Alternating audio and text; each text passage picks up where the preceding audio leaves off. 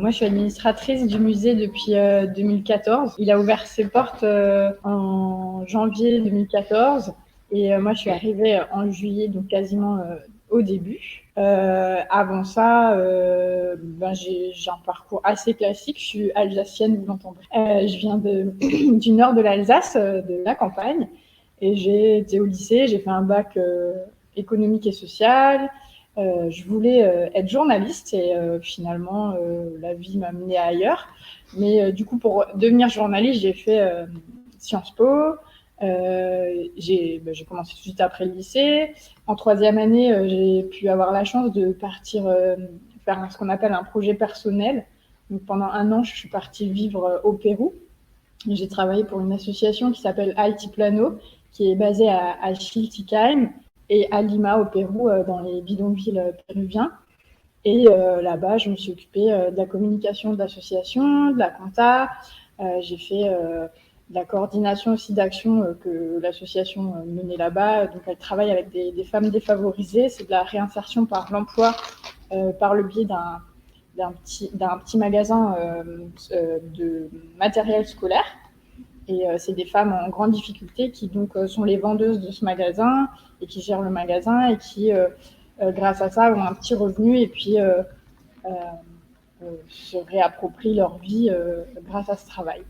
Et un autre volet de l'association, c'est le travail dans les écoles de Pachacutec, donc c'est un quartier très défavorisé à Lima. Et là, l'association fait intervenir des professeurs péruviens pour le coup, qui s'occupent d'enrichir un peu les cours là-bas des écoles publiques, avec des ateliers de lecture, de bricolage, enfin, voilà, diverses choses. Et puis moi, comme j'étais animatrice BAFA et formatrice ensuite d'animateur, je travaillais sur le volet un peu pédagogie du jeu. Et après ça, je suis revenue. J'ai fait un service civique en même temps que ma quatrième année à Sciences Po, parce que je préférais le terrain que les études. Et puis ensuite, en cinquième année, j'ai fait un master qui s'appelle Politique et gestion de la culture, qui permet donc de pouvoir gérer des lieux culturels. Donc j'étais plus focalisée musique ou théâtre. Mais à côté de ça, en fait, je faisais de la percussion africaine, enfin d'Afrique de l'Ouest, de la percussion mandingue depuis mes 16 ans. Et un jour, dans les DMA, j'ai vu qu'il y a un musée africain qui allait ouvrir. Donc, je ne connaissais pas du tout le vaudou. Hein. J'ai écrit une candidature spontanée à l'époque aux deux propriétaires du lieu. Et au début, on m'a envoyé bouler. Hein. Ils m'ont dit qu'ils cherchaient personne, que voilà, en plus Sciences Po, vous alliez peut-être me coûter cher.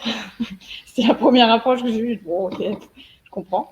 Et quelques mois après, en fait, ils m'ont rappelé parce que l'équipe en place qui a fait la scénographie qui est magnifique était pas, enfin, ça allait pas trop au niveau de la gestion du lieu, au niveau coordination, quotidien, etc. Et donc ils sont partis et puis là ils m'ont rappelé, on a fait des entretiens et puis ils m'ont recruté comme ça. Donc c'est via une candidature spontanée et j'ai eu beaucoup de chance, quoi. Ouais, tout à fait. Ça, donc c'est le seul musée privé de Strasbourg. Il est géré par une association de droit local. Et en fait, c'est l'histoire de vie de deux passionnés qui sont Marc et Marilus Arbogast. En fait, ils ont collecté pendant plus de 40 ans des objets vaudous. Et aujourd'hui, ils ont la plus grande collection vaudou au monde. Ici, au musée, on a 1400 pièces. Et c'est la plus grande collection donc, de vaudou ouest africain, parce que le vaudou, il est né en Afrique de l'Ouest, mais je reviendrai peut-être sur le côté vaudou tout à l'heure.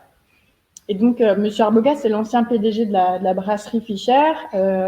Il a aussi inventé la Desperados, parce qu'il est chimiste de formation. Aujourd'hui, il a aussi créé les bières du sorcier, si vous connaissez. Et donc, il allait en Afrique régulièrement pour chasser, c'était sa passion.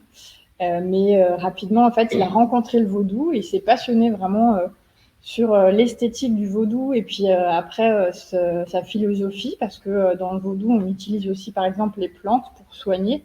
Et donc, lui, son côté chimiste, ça l'intéressait, en fait, la pharmacopée des plantes. Et il a créé il a d'abord donc collecté des objets très, très longtemps. Et puis un jour, sa femme lui a dit bon, ça suffit, c'est dommage que ces pièces, elles dorment dans un local à l'abri des regards. Il faut qu'on puisse partager ça avec tout le monde. La collection, elle a failli partir dans d'autres musées préexistants à Bâle. Et puis au final, M. Arbogast, il a dit c'est trop dommage, j'ai réussi en Alsace, j'ai réussi ma vie pro en Alsace, je veux que ce musée il reste ici. Et donc il s'est lancé le gros défi de monter un musée, tout seul sur ses fonds propres.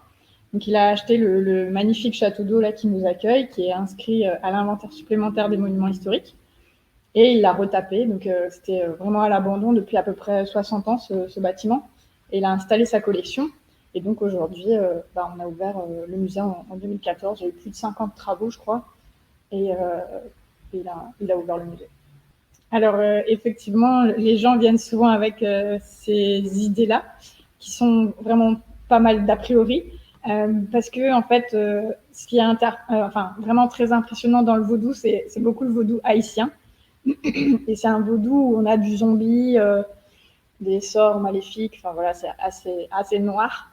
Alors que de base, le vaudou, en fait, il est né en Afrique de l'Ouest, entre le Bénin, enfin surtout au Bénin, au Togo et un petit peu au Ghana, Nigeria. C'est ce qu'on appelle l'ancien royaume du Dahomey. Et c'est une philosophie de vie, une religion, une culture qui permet d'encadrer tous les moments de la vie. Donc ça va pas être pour faire du mal, jeter un sort ou attraper des zombies, ça va être vraiment célébrer un mariage, faire en sorte qu'une naissance se passe bien, accueillir un nouveau-né, voilà, il y a plein de choses autour de ça, ou que les moissons soient fertiles et riches. Et du coup, c'est une religion qui est encore très pratiquée aujourd'hui dans ces pays-là. Et on a beaucoup de clichés. Donc, c'est une religion très construite. Alors, elle n'est pas très vieille, elle date du XVe siècle. Et après, elle a voyagé effectivement au Brésil, en Haïti, à Cuba, en Louisiane, avec les esclaves qui ont été emmenés de force et qui ont emmené avec eux leurs croyances. Et ces croyances-là, elles se sont complètement mélangées aux cultures de là-bas. Et puis, elles ont aussi été un peu des fois réinterprétées de manière globale. C'est comme si moi, demain, on m'envoie recréer une messe en Asie, je pense un peu n'importe quoi parce que je suis pas prêtre. Et là, c'était un peu le coup aussi, la même chose. Les gens qui étaient envoyés n'étaient pas forcément des initiés prêtres. Et donc, ils ont réinterprété ça. Et c'est pour ça qu'on retrouve des vaudous très, très différents, notamment en Louisiane et en Haïti, quoi. Alors, un masque, c'est pas juste quelque chose qu'on met sur le visage. C'est tout un costume, un ensemble. Et donc, ceux-là, derrière nous, c'est ce qu'on appelle des guélédés. C'est des masques qui rendent hommage aux femmes. Et c'est des cérémonies qui sont organisées par les femmes. Donc, c'est elles qui vont diriger comment la cérémonie a lieu. Les masques, ils vont en fait sortir sur les places de village. Et puis, il va y avoir des danses, des chants, des musiques, tout un cérémoniel, en fait, autour de ça. Et si on dit que c'est pour rendre hommage aux femmes, c'est beaucoup parce que quand on sort ces masques, c'est pour la fertilité dans le village, mais aussi, je parlais des moissons avant, c'est grâce au guélédé aussi qu'on demande à avoir de bonnes récoltes.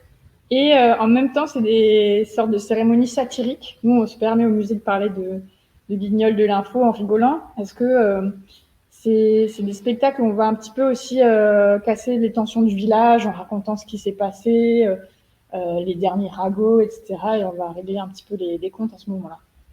C'est Zangbeto, ouais, c'est la police de la nuit.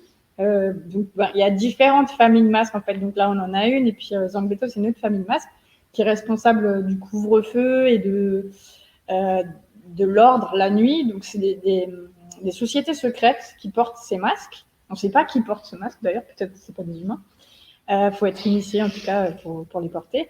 Et quand ils sortent, en fait, sur la place du village, les gens le savent parce qu'on entend des sons. Ça veut dire qu'il faut rentrer chez soi et ne plus sortir, sauf si on est initié, quoi. Et donc les gens prennent ça très au sérieux, et puis c'est eux qui vont tourner dans le village. Si quelqu'un est en train de dévaliser un magasin, ils vont pas hésiter à intervenir, en fait. Ils ont même un pouvoir politique plus fort que les politiques parce que on connaît pas leur identité, donc ils jouent aussi un peu de cet anonymat.